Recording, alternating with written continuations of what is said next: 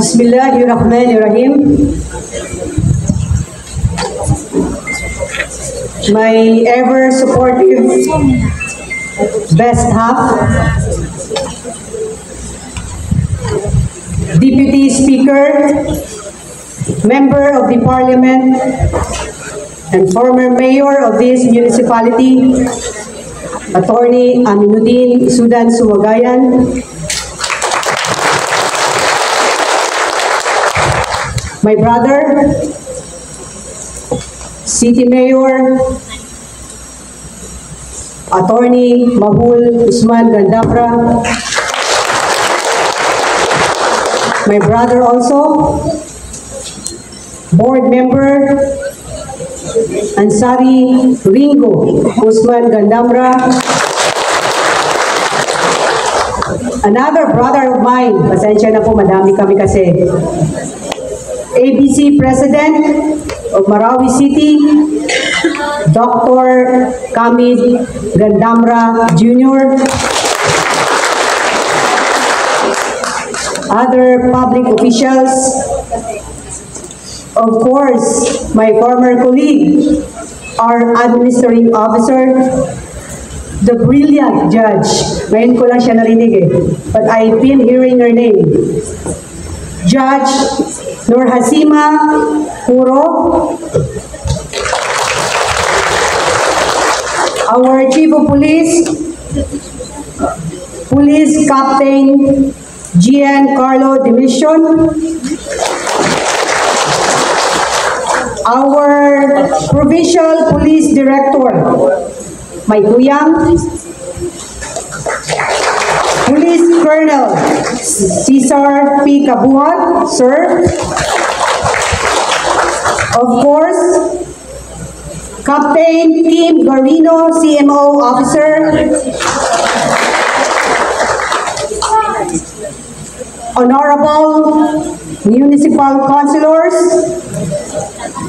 headed by our young and dynamic newly elected Vice Mayor, Muhammad Akil Gandamra Sumagayan, our Municipal Administrator, Bapa Admin Arunga Kulangkag, Department Heads, ang aking mga pasaway, pero magagaling na Department Heads and PWG, and staff, the different line agencies, Ma'am Leia, Ma'am Doc Dilawi, and of course, our super active MLGOOs, Ma'am Junay and Ma'am Omay,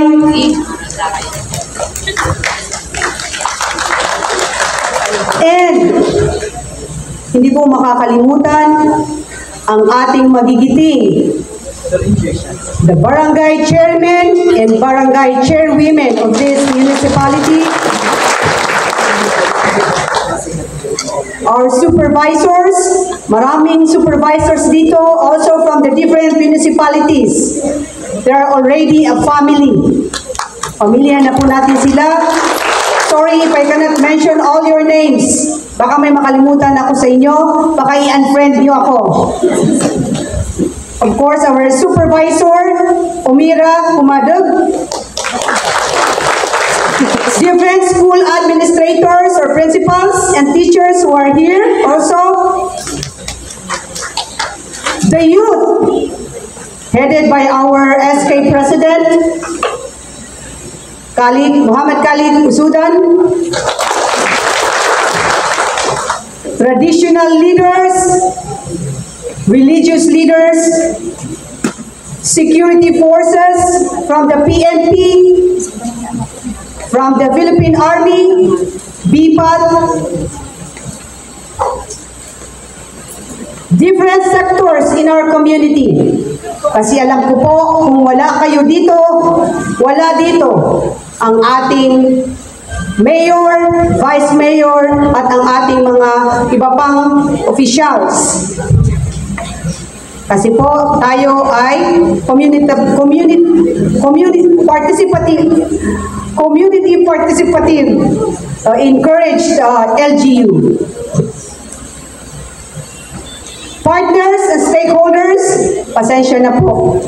O medyo malupka ko, sulukap ko pa yung lalagakan. Actually, I just made my speech last night because I just came from an onboarding of newly elected officials and chief executives in Manila. Pararating ko lang namin, nagkaroon po tayo ng workshop, 2-day exhausted workshop. Kaya medyo nakaluto pa rin tayo ngayon. Of course, our great supporters who brought us here bilang mayor, vice mayor, and honorable councilors, and most especially, ang aking ever supportive na family, my children, Mira, Raouf, Vice, Bia, Adiv, Nana, Adel, Mushi, AA, Akila, Afrin, Amen. And of course, my grandchildren, Azar and Azlan, my parents, si Aya, si Mami, Amina, si Daddy, Titi Ngalangit, my siblings, hindi ko na kayo i-mention, ang dami nyo. Ipaumain nyo, ang i-mention ko, ang aking, ano tawag dito? In-laws, si Poy, at saka si We, si Doc, Engineer Popoy and Doc We. Okay lang, dalawa lang naman kayo. At ang aking mga idas, si Aleli at saka si Ro. Our relatives, friends,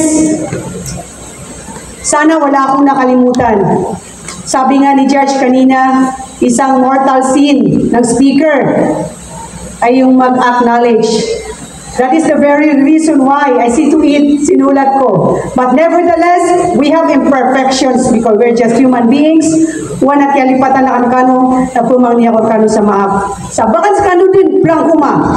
Ladies and gentlemen, Assalamualaikum warahmatullahi wabarakatuh. Alhamdulillah, all praise and gratitude I humbly and wholeheartedly offer to Allah subhanahu wa ta'ala, the most merciful, the all-knowing. It is through His boundless mercy, unwavering guidance, and infinite blessings that I stand before you today. His divine light has illuminated every step of this journey. And in His name, I dedicate to every triumph, every challenge overcome, and every moment of service. This honor and privilege of leadership is not mine alone. It is a trust from Him and from all of you, the people of Taraka. The real people of Taraka.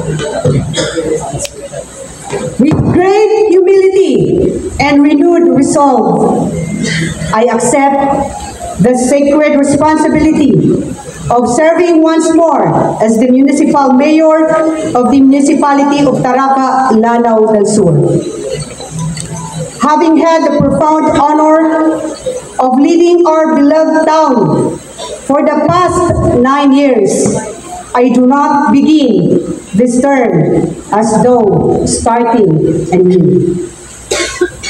Rather, I begin it with the wisdom of experience, the clarity of vision, and the courage to build stronger than ever before. This is not a moment of transition, but one of acceleration. We are not here to repeat the past. We are here to rise above it. The next chapter of our governance will be defined not only by continuity, but also by responsiveness, innovation, and collective progress.